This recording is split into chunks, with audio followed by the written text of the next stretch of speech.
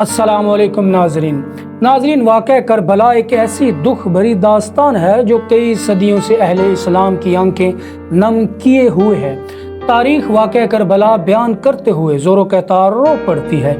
इमाम आली मकाम इमाम हुसैन इब्ने अली अलैहिस्सलाम ने मैदान करबला में 72 सर अल्लाह रब्बुल इज़्ज़त के हज़ूर पेश किए और इस्लाम की सर बुलंदियों की खातिर दुश्मनाने इस्लाम के सामने डट गए और यजीद इब्ने माविया लहीम के हाथों बैत करने से इनकार कर दिया। नाज़रीन, मैदान करबला में यजीद इब्ने माविया की फ़ौज ने रसूल अल्लाह मोहम्मद सल्लल्लाहु अलैहि वसल्लम के ख़ानदान पर जुल्म के पहाड़ तोड़े और रसूल अल्लाह की आल को शहीद किया।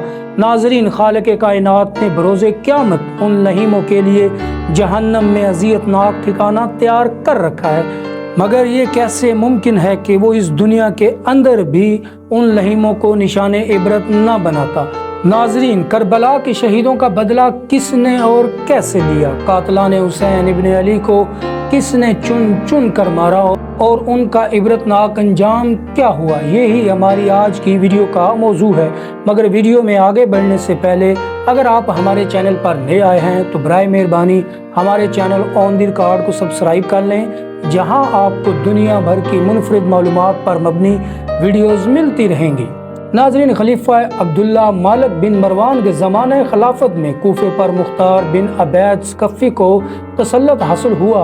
उसने कहा कि मैं कातिल इमाम हुसैन अलैहिस्सलाम में से एक को भी दुनिया में चलते फिरते नहीं रहने दूंगा। अगर मैं ऐसा ना कर सकूं तो मुझ पर अल्लाह और रसूल अल्लाह की लानत हो।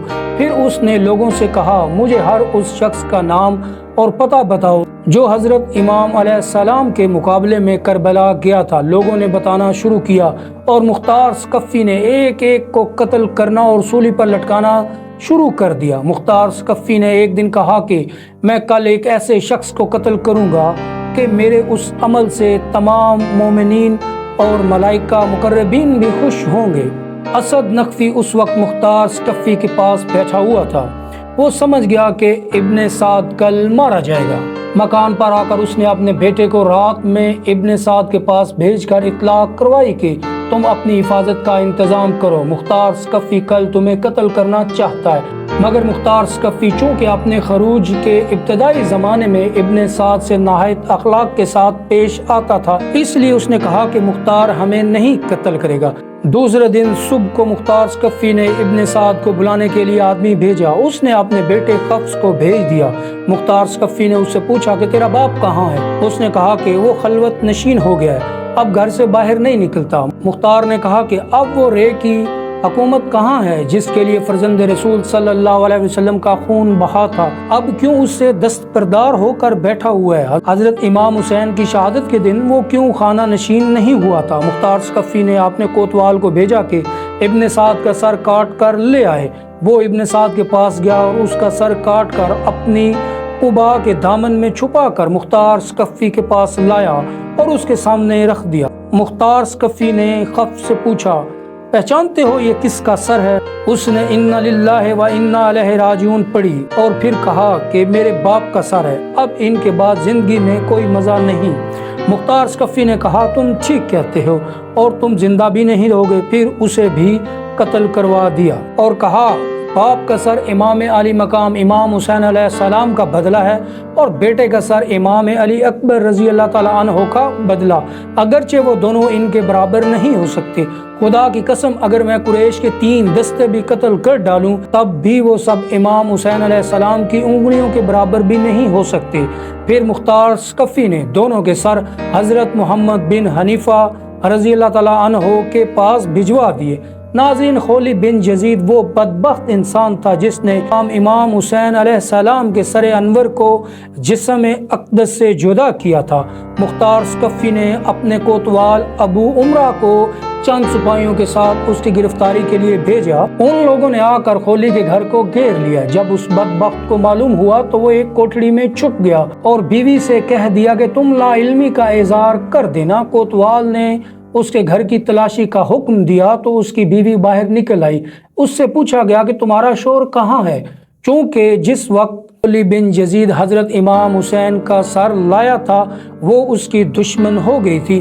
اس نے زبان سے تو کہا مجھے معلوم نہیں وہ کہاں ہے، مگر ہاتھ کے اشارے سے اس کے چھپنے کی جگہ بتا دی۔ سپاہی اس مقام پر پہنچے تو دیکھا کہ سر پر ایک ٹوکرا رکھے ہوئے زمین کے ساتھ چپکا ہوا ہے۔ اسے گرفتار کر لیا گیا۔ اس کو گرفتار کر کے لا رہے تھے کہ مختار ثقفی کوفے کی سیر کے لیے نکلا۔ راستے میں ان لوگوں سے ملا، اس کے حکم سے خولی بن یزید کے گھر والوں کو بلا کر ان کے سامنے سرعام اس کو قتل کیا گیا، پھر اسے جلایا گیا، اور جب تک اس کی لاش جل کر راکھ نہیں ہوگی مختار ثقفی کھڑا رہا۔ ناظرین، تاریخ تبری کے مطابق مسلم بن عبداللہ زیابی کا بیان ہے کہ جب حضرت امام علیہ السلام کے مقابلے میں کربلا جانے والوں کو پکڑ کر مختار ثقفی قتل کرنے لگا تو ہم اور شمر ول جوشن تیز رفتار گھوڑوں پر بیٹھ کر کوفے سے باہر نکلے۔ مختار ثقفی کے غلام ضربی نے ہمارا پیچھا کیا۔ ہم نے اپنے گھوڑوں کو بہت تیزی سے دوڑایا، لیکن ضربی ہمارے قریب آ گیا۔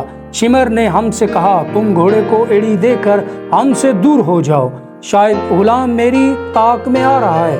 ہم اپنے گھوڑے کو خوب تیزی سے بھگا کر شمر سے الگ ہو گئے۔ غلام نے پہنچتے ہی اس پر حملہ کر دیا۔ پہلے تو شمر اس کے وار سے بچنے کے لیے گھوڑے کو کاوا دیتا رہا۔ جب ضربی نے اپنے ساتھیوں سے دور ہو کر حملہ کرنا چاہا تو شمر نے ایک ہی وار میں اس کی کمر توڑ دی۔ جب مختار ثقفی کے سامنے ضربی لایا گیا اور اس کو واقعہ معلوم ہوا تو اس نے کہا اگر مجھ سے مشورہ کرتا تو میں کبھی اسے شمر پر حملہ کرنے کا حکم نہ دیتا۔ ضربی کو قتل کرنے کے بعد شمر کلتانیہ گاؤں پہنچا جو دریا کے کنارے واقع تھا۔ اس نے گاؤں کے ایک کسان کو بلا کر مارا پیٹا اور اسے مجبور کیا میرا یہ خط موصف بن زبیر کے پاس پہنچاؤ۔ اس خط میں یہ پتہ لکھا تھا شمر ول جوشن کی طرف سے۔ امیر جوسف بن زبیر کے نام کسان اس کا خط لے کر روانہ ہوا۔ راستے میں ایک بڑا گاؤں آباد تھا جہاں کوتوال ابو عمرہ چند سپاہیوں کے ہمراہ جنگی چوکی قائم کرنے کے لیے آیا تھا۔ یہ کسان اس گاؤں کے ایک کسان سے مل کر شمر نے جو اس کے ساتھ زیادتی کی تھی اس کو بیان کر رہا تھا کہ ایک سپاہی ان کے پاس سے گزرا۔ اس نے شمر کے خط اور اس کے پتے کو دیکھا، پوچھا شمر کہاں ہے؟ اس نے بتا دیا۔ معلوم ہوا کہ 15 کلومیٹر کے فاصلے پر ہے۔ ابو عمرہ فوراً اپنے سپاہیوں کو لے کر شمر کی طرف چل پڑا۔ مسلم بن عبداللہ کا بیان ہے کہ رات میں بھی شمر کے ہمراہ تھا۔ میں نے اس سے کہا بہتر ہے کہ ہم اس جگہ سے روانہ ہو جائیں، اس لیے کہ ہمیں یہاں ڈر معلوم ہوتا ہے۔ اس نے کہا میں 3 دن سے پہلے یہاں سے نہیں جاؤں گا اور تمہیں خوف غالباً مختار ثقفی کے سپاہیوں کا ہے، تم مرعوب ہو گئے ہو۔ ہم جہاں ٹھہرے ہیں وہاں ریچھ بہت زیادہ تھے، ابھی زیادہ رات نہیں گزری تھی اور مجھے برابر نیند نہیں آئی تھی۔ گھوڑوں کے ٹاپوں کی آواز آئی، میں نے اپنے دل میں کہا شاید ریچھ ہوں گے، مگر جب آواز تیز ہو گئی تو میں اٹھ کر بیٹھ گیا، اپنی آنکھوں کو ملنے لگا اور کہا یہ ریچھ کی آواز ہرگز نہیں ہو سکتی۔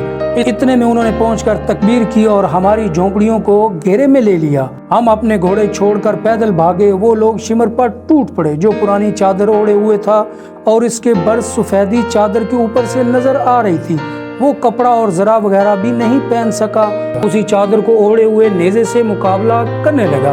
ابھی ہم تھوڑی ہی دور گئے تھے، تکبیر کی آواز کے بعد ہم نے سنا کہ اللہ نے خبیث کا خاتمہ کر دیا۔ پھر ان لوگوں نے اس کے سر کو کاٹ کر لاش کو کتوں کے لیے پھینک دیا۔ ناظرین، صاحب تاریخ تبری لکھتے ہیں کہ عبداللہ بن دیاس جس نے محمد بن حمار یاسر کو قتل کیا تھا، اس نے امام علی مقام امام حسین علیہ السلام کے قاتلان میں سے جس نے مختار ثقفی کو چند آدمیوں کے نام بتا دیے، جس میں عبداللہ بن اسکیت جہنمی، مالک بن نوسید بدی اور حمل بن مالک مرابی بھی تھے۔ یہ سب اس زمانے میں قادسیہ میں رہتے تھے۔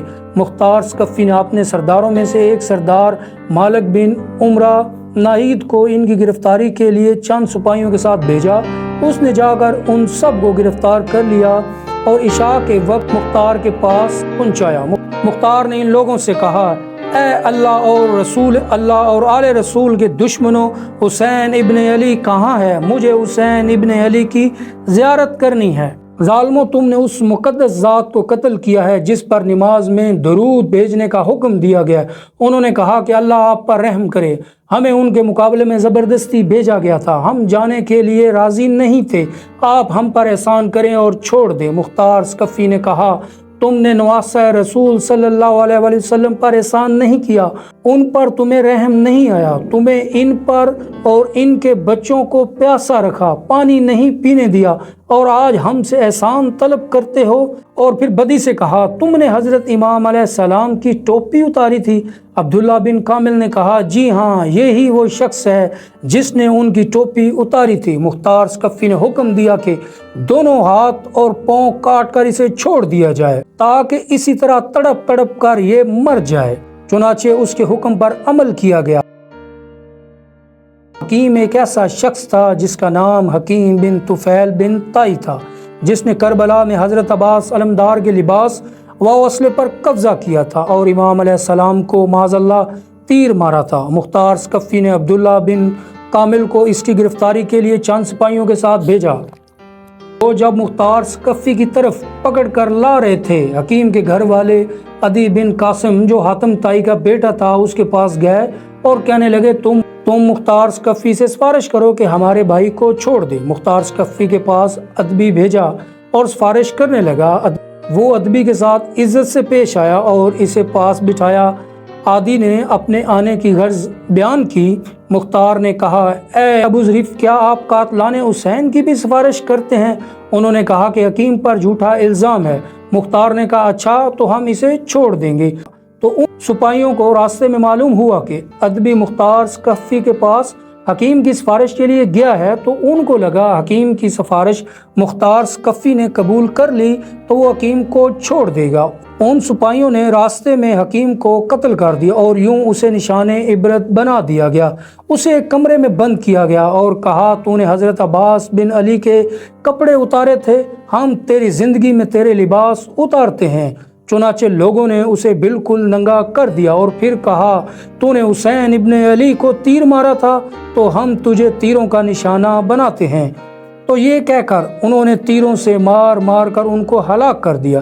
ناظرین، ایک شخص جس کا نام زید بن رکعت تھا، اس بدبخت نے حضرت عبداللہ بن مسلم بن عقیل کو تیر مارا تھا جو ان کی پیشانی میں لگا تھا۔ پیشانی کو بچانے کے لیے اس پر اپنا ہاتھ رکھ لیا، مگر تیر ایسا لگا کہ ہاتھ بھی پیشانی کے ساتھ پیوست ہو گیا، اور جب کوشش کے باوجود ان کا ہاتھ پیشانی سے جدا نہ ہو سکا تو انہوں نے بارگاہ الہی میں دعا کی، اے باری تعالیٰ، ہمارے دشمنوں نے جیسے ہمیں ذلیل کیا ہے تو بھی ان کو ایسے ہی ذلیل کر، اور جس طرح انہوں نے ہمیں قتل کیا ہے تو بھی ان کو قتل کر۔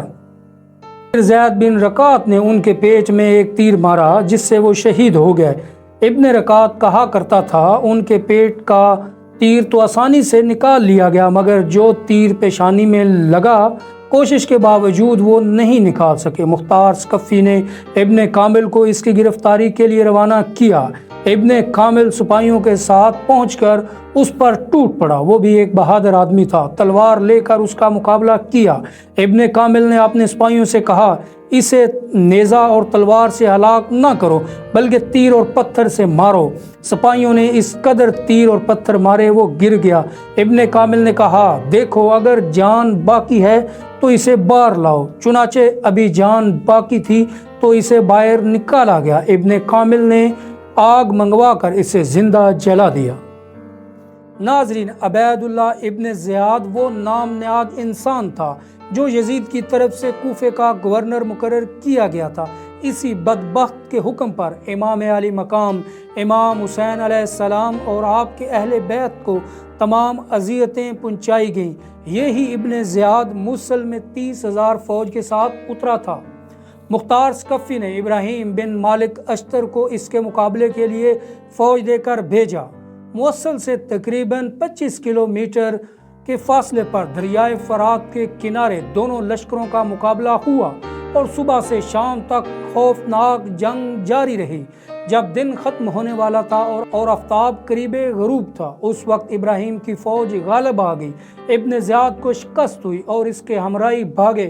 ابراہیم نے حکم دیا کہ فوج مخالف میں سے جو ہاتھ آئے اس کو زندہ نہ چھوڑا جائے، چنانچہ بہت سے لوگ ہلاک کیے گئے۔ اسی ہنگامے میں ابن زیاد بھی فرات کے کنارے محرم کی 10 تاریخ 67 ہجری کو ہلاک کیا گیا۔ اس کا سر کاٹ کر ابراہیم کے پاس بھیجا گیا۔ ابراہیم نے مختار کے پاس کوفے بھجوایا۔ مختار نے دارالامارات کوفے کو آراستہ کیا اور اہل کوفہ کو جمع کر کے ابن زیاد کا سر ناپاک اسی جگہ رکھوایا جس جگہ اس مغرور حکومت اور اس مغرور شخص نے حضرت امام علیہ السلام کا سر انور رکھا تھا۔ مختار نے اہل کوفہ کو خطاب کر کے کہا، دیکھ لو، امام حسین علیہ السلام کا خون ناحق ابن زیاد کو نہ چھوڑا۔ آج اس نامراد کا سر اسی ذلت اور رسوائی کے ساتھ یہاں رکھا ہوا ہے۔ 6 سال ہوتے ہیں، وہی تاریخ ہے، وہی جگہ ہے۔ خداوند نے اس ظالم، اس مغرور، اس فرعون کو ایسی ذلت اور ایسی رسوائی کے ساتھ ہلاک کیا ہے۔ اسی کوفہ اور اسی دارالامارات میں اس بے دین کے قتل اور ہلاک پر جشن منایا جا رہا ہے۔ ناظرین، قاتلان امام حسین علیہ السلام پر طرح طرح کے عذاب نازل ہوئے۔ جو لوگ حضرت امام حسین علیہ السلام کے مقابلے میں کربلا گئے اور ان کے قتل میں شریک ہوئے، ان میں تقریباً 6000 کوفی مختار ثقفی کے ہاتھوں ہلاک ہوئے اور دوسرے لوگ طرح طرح کے عذابوں میں مبتلا ہوئے۔ علماء کرام فرماتے ہیں کہ ان میں سے کوئی نہیں بچا۔ میں نے آخرت کے عذاب سے پہلے اسی دنیا میں سزا نہ پائی ہو ان میں۔ ناظرین، اسی امید کے ساتھ اجازت دیجیے۔ آپ لوگوں کو ہماری ویڈیو پسند آئی ہوگی۔ ملتے ہیں بہت جلد اگلی ویڈیو کے ساتھ۔ اللہ حافظ۔